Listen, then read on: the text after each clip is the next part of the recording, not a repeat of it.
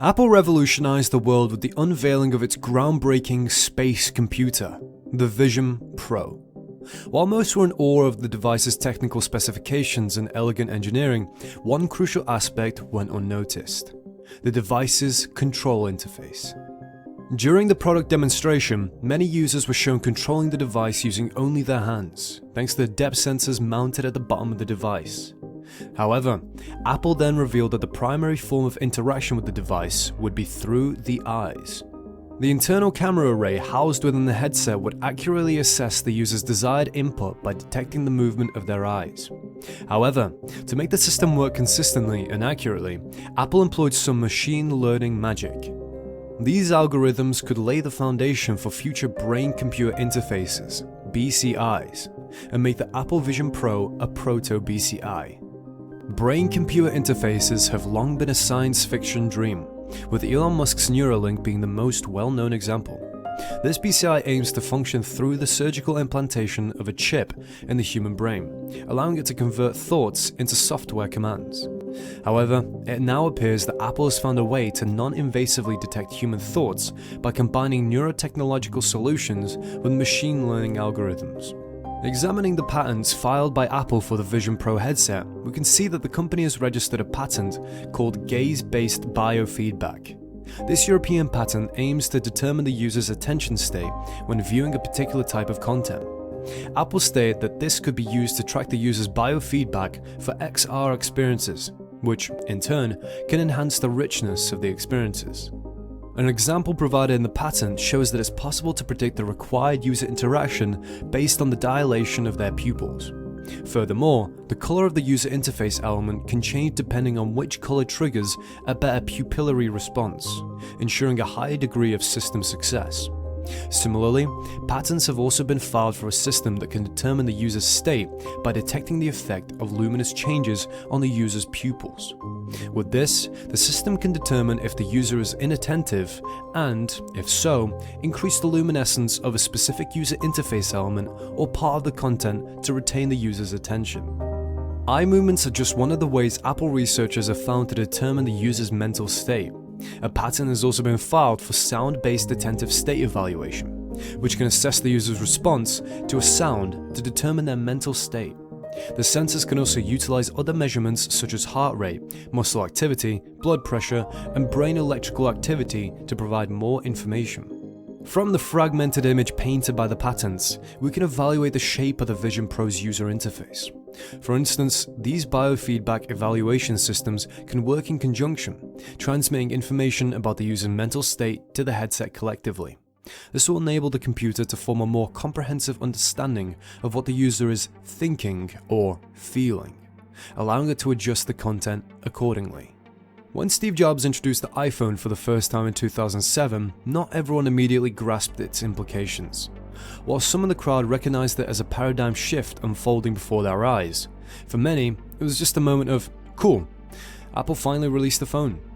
Initially, the options offered by the iPhone were limited. Features like a camera, Siri, selfies, and even basic customization were still years away. However, as iPhones started to gain popularity, it became clear that the world as we knew it was undergoing an irreversible change. What many considered an overhyped BlackBerry reshaped our relationship with technology within a few years. Now we live in an I future. Almost every aspect of life has been transformed by our relationship with smartphones. From politics and education to how we interact with the world around us, few things have escaped the influence of the iPhone. Apple's releases have become indicators of our species' progress in the digital era. It is these products that tell our current story. With the introduction of the iMac, we witnessed the moment when all human knowledge entered our homes. With the launch of the iPhone, we saw knowledge leap from our desks to our pockets. With the Apple Watch, advanced computers could suddenly be incorporated into wristwatches. The pace of progress is relentless. The innovations of the past 2 decades have left few obvious frontiers to explore. We've digitized the human experience to such an extent that we feel lost without our computers. We're digital beings. Virtual reality seems to be the next step in our transformation. It's difficult to overstate the significance of being able to physically inhabit these virtual spaces that we've spent the last few decades shaping and building. However, many view the idea of using virtual reality headsets as something dystopian that is unlikely to become a reality. Yet, to these critics, I can only mention the bonds we have already formed with our smartphones. When internet-connected phones became part of our daily lives, few could predict how much they would change our trajectory. In just a few years, they addicted the masses and distracted them to the point where people walked blindly on the streets while updating their social networks. Our relationship with mobile phones has evolved beyond expectations. For years, technologies have become so immersive that we can live our lives online. For decades, we've created increasingly advanced digital substitutes for the human experience.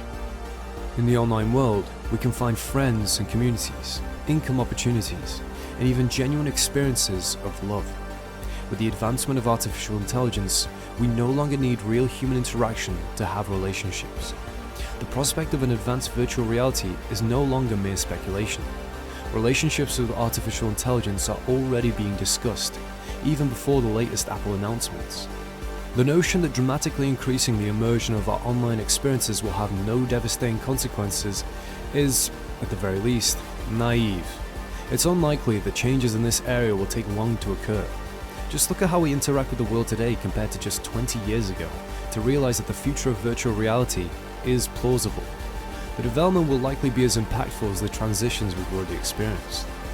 Physically walking through cyberspace is the grand vision that this digital revolution has always aimed for. The change may be even more profound than the arrival of computers. Apple has taken a more cautious approach, and rightfully so. Virtual reality itself is not new. Devices like the PlayStation VR and Oculus have been around for quite some time. They provide incredible immersive experiences, but they have yet to capture the general interest of society in living a life inside a virtual reality headset. Apple's approach has been different. Just as it happened with the iPhone, Apple didn't release the product before 2007 because they couldn't build a smartphone. When the iPhone was announced, the public was already aware of Apple's plans. However, Apple adopted a patient and careful approach. At the time of Steve Jobs' iconic announcement, Apple wanted its product to stand out from the competition by being easy to use, refined, and innovative. The Apple Vision Pro followed a similar trajectory. When the product was announced, it wasn't the first time people had heard of an Apple-branded virtual reality headset. Rumors had been circulating for years. However, what Apple unveiled with the Vision Pro is the first compelling argument about the benefit our species can gain by diving into the new and challenging technological territory. Although I haven't had the opportunity to try it myself, even critics of the Vision Pro admit that the seamless immersion between the real world and the virtual world offered by the headset is revolutionary. The image sharpness in each eye is so convincing that the user feels like they're seeing something real. The headset's ability to respond in real time to eye and hand movements is straight out of science fiction movies. The possibilities of experiences that the Vision Pro will provide are still largely speculative, but it's highly likely that they will permanently transform our relationship with technology in the coming years. One of the most intriguing features of the Vision Pro is the ability to record our conscious experiences. To emphasize the importance of this statement, it's worth repeating. The Vision Pro allows users to record their conscious experiences. This achievement deserves more than the common attention it usually receives. It's not just a mere evolution in data storage, processing power, or image resolution. It's the ability to put on a headset and relive events as if they were happening again. It's the ability to see the world through the eyes of others. It's the kind of technological advancement that deserves deep philosophical reflection. It is much more than just a technical demonstration. If, in the coming days and months, you hear criticism about Apple's most ambitious project to date, pause and reflect on the innovative leap required for us to record and relive memories.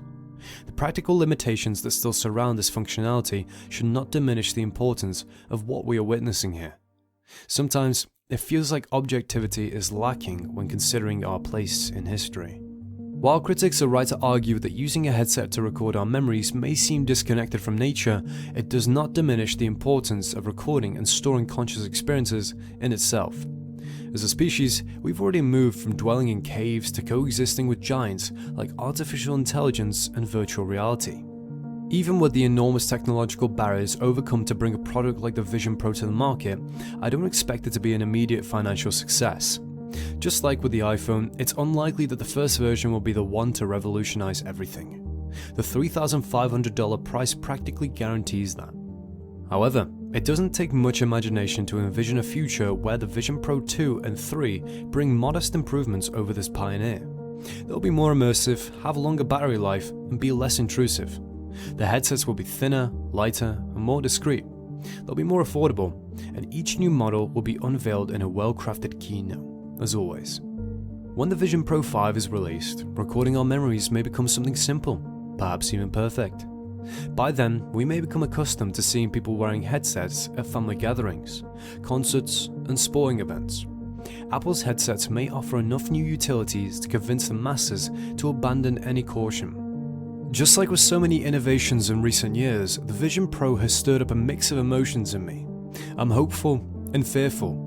I'm in awe of the breadth of innovation and concerned about all the consequences that may arise. The uncertainties are immense. However, the history of the digital age has been a constant cycle of rapid learning to accept the unimaginable. Even calculators were once considered impossible in the past. The fact that computers would one day be present in our homes was something that existed only in science fiction. It was unimaginable that entire rows of computers would fill the classrooms of elementary schools. No one could predict that the room-sized computers that once powered the Apollo missions would fit in everyone's pocket, not even the most astute and optimistic observers. Now, we base our lives on the tiny beeps and vibrations of the devices by our side. We easily forget that it was much less powerful computers that allowed humans to walk on the moon. Taking the courageous first step into a fully realized virtual world will be humanity's next great leap. It's unlikely that it won't happen again, just as it's unlikely to resist the allure of AI. Our species has never been very lucky at avoiding every next big thing that comes along. When we find levers, we pull them. When big red buttons appear, we press them. That's how it went from circles of fire in our caves to building cities, computers, rockets, and artificial intelligence. Our unwavering curiosity is one of our greatest strengths, but also one of our critical vulnerabilities. To be naive would be to think that it won't continue to define us as we approach yet another unimaginable obstacle. If our recent past is any indication, virtual reality is likely to be our future. We don't know when it will fully arrive, but it's hard to deny the foundations that have already been laid. Thank you for watching, and see you next time.